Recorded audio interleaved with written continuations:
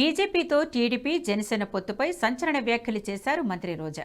చంద్రబాబు, పవన్ ఇద్దరు కలిసినా ప్రజాదరణ దక్కలేదని, అందుకే ప్రధాని మోదీతో పొత్తు కోసం తహతహలాడుతున్నారని సెటైర్లు వేశారు. అనంతపురంలో ఓ ప్రభుత్వ కార్యక్రమంలో పాల్గొనేందుకు వచ్చిన మంత్రి రోజా గతంలో అధికారం కోసం బీజేపీతో జట్టు కట్టారని, ఆ తర్వాత బీజేపీ అగ్రనేతలను చంద్రబాబు విమర్శన తీరు అందరికీ గుర్తుందన్నారు.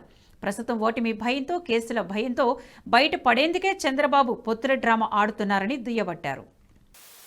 అమిత్ షా కారు మీద రాళ్లేయించి ఎంత నానా హంగామా చేశాడో మనం చూసాం. సింగిల్ గా ఎదుర్కోవటం కష్టం అనేది చెప్పకనే చెప్తున్నారు చంద్రబాబు నాయుడు, పవన్ కళ్యాణ్. సో వారి కూటమి ఫెయిల్యూర్ అవుతుంది, ఓటమి భయంతోనే ఈరోజు బీజేపీతో పొత్తు పెట్టుకోవడానికి పరుగులు తీశారనేది కూడా మీరు కళ్ళారా చూస్తున్నారు. ఎందుకంటే చంద్రబాబు నాయుడు క్యారెక్టర్ అందితే జుట్టు, అందకపోతే కాళ్ళు అనే రకం.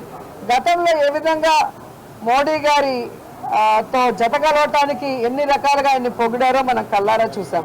ఆ తర్వాత భార్యని చూసుకోలేనివాడు రాష్ట్రాన్ని ఏం చూస్తాడు, తల్లిని చూసుకోనివాడు ఏమని అసలు ఎక్స్ట్రీమ్గా పర్సనల్ విషయానికి వెళ్ళి మోడీ గారు ఏపీకి వచ్చినప్పుడు నల్ల బెలూన్లు ఎగరేసి అమిత్ షా కారు మీద రాళ్ళు వేయించి ఎంత నానా హంగామా చేశాడో మనం చూసాం. అలాగే రాహుల్ని ప్రధాని చేస్తాను అని చెప్పి మరి కొన్ని రాష్ట్రాల్లో ఎలక్షన్స్ జరిగేటప్పుడు కాంగ్రెస్ పార్టీకి ఫండింగ్ కూడా చేయటం మనం కళ్ళారా చూసాం.